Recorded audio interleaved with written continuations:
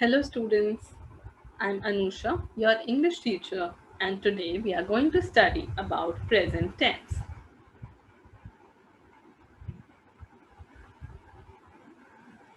Hello students, how are you all? I hope all of you are healthy and happy. So today we are going to study about present tense, and the textbook we are going to use is my English folder for class 8th. So, firstly, let's talk about the tenses. So, we use tenses to talk about the time any action took place. Okay, so let's come to the present tense first. Okay, so in the present tense, the first type that we have is the simple present tense. So, simple present tense is used to express a habitual action, universal truth, or a future event that is part of a fixed timetable or a fixed program. So, before we see how we express these things using the simple present tense, let's see the basic structure for the simple present sentences. So, for this, we directly use the root form of the verb with I, you, we, and they, and with third person he, she, it, or some person, we add s to the root form of the verb, like for example walks, talks, writes, sings. Okay, and for the verbs that end with y, we remove the y and add ies to it. Okay, so I have two more verbs for you in the simple present tense, which are first verb is be, which is I am, you are, he, she, it is, they are, and we are. Then secondly, we have has or have. So with I, you, we, and they, again we have the same have, and with he, she, it, we use has. So let's see the situations in which we use the simple present tense. So first we use it to express habitual actions. Like for example, I brush my teeth every day. I usually wake up at 7 a.m. I like to watch TV on weekends. So all of these are something that you do as a habit. Okay, something you do regularly. Then we use it to express universal truths. So some things that are universally true. Like for example, Earth rotates on its axis. The sun rises in the east. Rivers freeze in winters. So for all these things, we use the simple present tense. Then lastly, we have to express a future event that is part of a fixed timetable or a fixed program. So these actions will happen in the future, but as they are part of a fixed timetable, we use simple present to express these sentences. Like for example, the movie starts at 5 p.m. The train arrives at 8 a.m. Okay, so the next tense that we have in the present, we that is the present continuous tense. So it is used for talking about things that are happening now or are in progress in general, and sometimes it is also used for the actions in future. So before we see how to use them in for these situations, we will first see the structure of sentences for the present continuous tense. So for that, we first take the subject, then is, am, are, then we take the root form of the verb and add ing to it. Like for example, walking, talking, singing, dancing. Okay, so we just add ing to the verb. So let's see the situations in which we use the present continuous tense. So firstly, it is used for actions that are in progress in general or at the current moment of time. So for the current moment of time, we have sentences like I am studying tenses, I am dancing, I am writing a letter to my mother. And for the actions that are in progress in general, we can take I am taking dance classes. So this action, you might not be doing it at the moment, but you are doing it in general. As in the progress of time, you are doing it. Okay. So these were the present continuous tenses.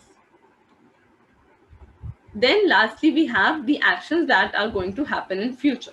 Okay, so like for example, I'm going for a road trip tomorrow. I'm attending a music concert tonight. They're participating in the singing competition. So these things will happen in the future, but we are talking about them in the present, so we use the present continuous tense.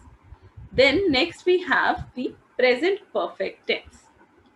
So for this, the structure of the sentences is subject plus has or have, then past participle form of the verb, okay, or you can say the third form of the verb. Okay, like for example, steal, stole, stolen. Okay, so stolen will be the third form of the verb plus the object if it is required in the sentence. So this is the basic structure for the present perfect sentence. So let's see in which cases we use the present perfect tense.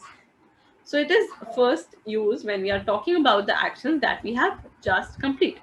Like for example, I have just completed my assignment.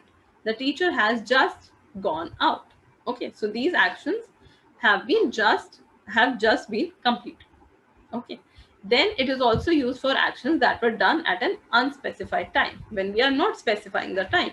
Like, for example, have you read Gulliver Travels? I have watched Harry Potter movies. I have seen the video. So you are not mentioning the time at which these actions were done. So we use the present perfect for these actions. Then it is also used for actions that have implications in the present time. Like for example, I have studied for the test. That means I know the answers. I am prepared for the test. I know the answers to the questions. Then I have washed my hands. So I am ready for dinner maybe. Okay. So some action that have implications in the present moment of time. Then it is also used for expressing something we have been doing for a long period of time. Like, for example, I have studied at the school for 10 years. He has worked here since he left college. Okay, so here you would use either for or since.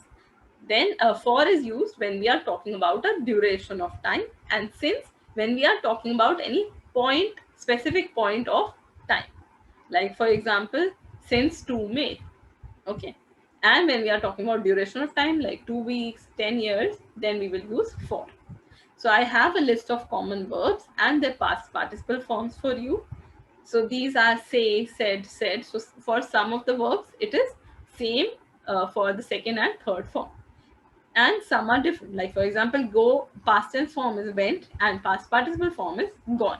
So for the present perfect tense, you will use the past participle form or the third form of the verb. And one important thing that you need to keep in mind while using present perfect tense is that you should never use this tense with adverbs of definite time, such as yesterday, today, a month ago, and so on. Like, for example, you cannot say, I have studied for the test yesterday. You would say, I studied for the test yesterday. Okay, it becomes a case of simple past tense. Then the last tense in present tense, we have present perfect continuous tense. So let's first see the structure of sentences that we have under this category. So for this, we take the subject, then has or have plus been. Okay, so has or have again dependent on the first person or the third person. Okay, so with I, you, we, and they, we will use have, and with he, she, it, has. Then we will take the verb and add ing to it. Okay, just like we did in the present continuous sentences. Okay, so let's see in which cases we use this tense. So it is used to talk about actions that started in the past and they stopped recently. Okay, and there is also usually a result now. Okay, like for example, I am tired because I have been studying. I don't know the answers as I haven't been listening. Okay, so in the first part of the sentence, you will use the simple present. Okay, so like I am tired, I don't know. And in the second part, you will use the present perfect continuous. You can also reverse the positions. Okay, so like for example, I am tired because I have been studying. Then lastly, we also use it to talk about actions that started in the past and they are continuing now.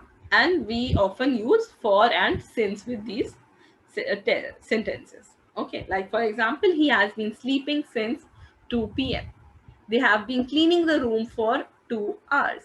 Okay, so usage of since and for will be similar as I have told you for the present perfect sentences.